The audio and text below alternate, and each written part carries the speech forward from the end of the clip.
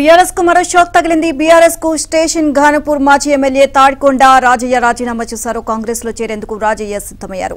BRS నుంచి station ఘానపూర్ assembly ticket దక్కకపోవడంతో అప్పటి నుంచి రాజయ్య అసంతృప్తిగా ఉన్నారు. తెలంగాణ తొలి ఉప ముఖ్యమంత్రిగా పనిచేసిన రాజయ్య బీఆర్ఎస్ కు రాజీనామా చేయడంతో వరంగల్లో రాజకీయ సమీకరణాలు మారనున్నాయి.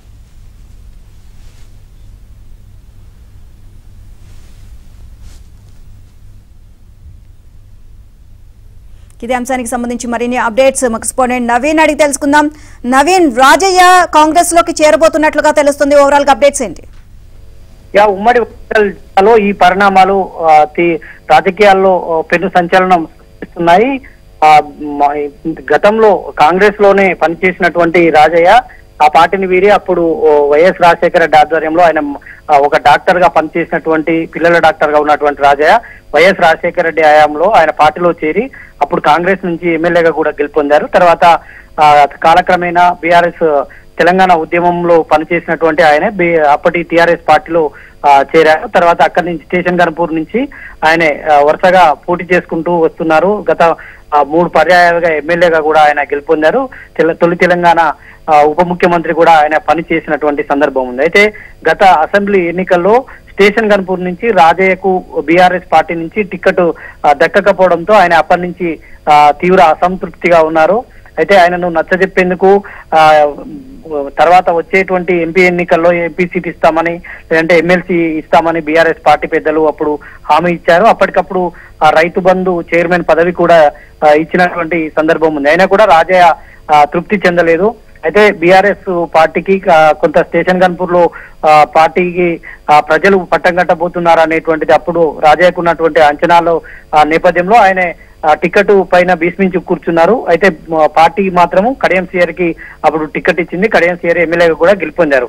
తర్వాత రాష్ట్రంలో జరిగినటువంటి పరిణామాలు కాంగ్రెస్ పార్టీ అధికారంలోకి రావడంతో మరోసారి తన మాతృ సంస్థ అయినటువంటి కాంగ్రెస్ పార్టీ వైపు రాజయ్య వచ్చేందుకు సన్నాహాలు చేసుకున్నారు. ఇప్పటికే బీఆర్ఎస్ పార్టీకి రాజీనామా చేస్తున్నట్టు ఆయన ప్రకటించారు.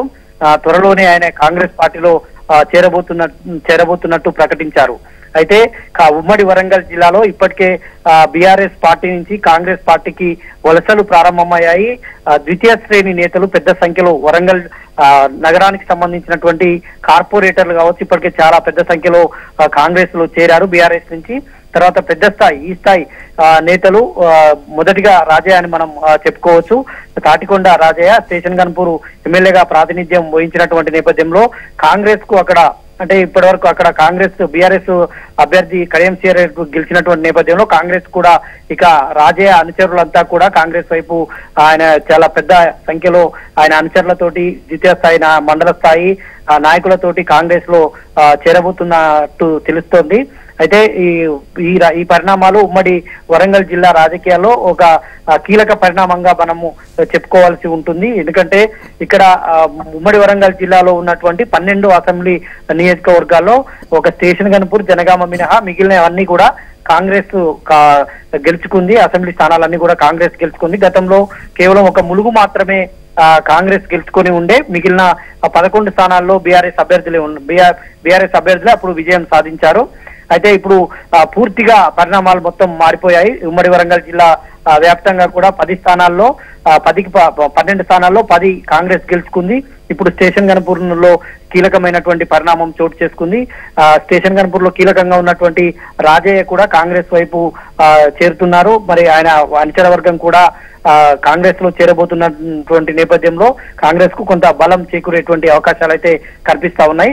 అయితే ఎంపీ ఎలక్షన్స్ వస్తున్నటువంటి నేపథ్యంలో పార్లమెంటు ఎలక్షన్స్ వస్తున్నటువంటి నేపథ్యంలో రాజయ్య చేరిక కీలక పరిణామాలకు దారి తీయబోతుందని మనం చెప్పవచ్చు. ఎందుకంటే గతంలో బీఆర్ఎస్ పార్టీ నుంచి రాజయ్యకే టికెట్ ఇస్తారని అంటే వచ్చే ఎంపీ ఎలక్షన్ లో రాజయ్యకే టికెట్ ఇచ్చేటువంటి అవకాశం ఉందని ప్రచారం జరిగింది. వర్ధనపేట మాజీ శాసనసభ్యులు ఆరూరి రమేష్ కూడా టికెట్ ఇస్తారన్న ప్రచారం జరిగింది. ఈ నేపథ్యంలో రాజయ్య ఆ పార్టీని వీడి కాంగ్రెస్ లో చేరడంతో కాంగ్రెస్ కు కొంత బలం పుంజుకున్నట్టయితే మనకు పరిణామాలను బట్టి చూస్తే అర్థమవుతుంది.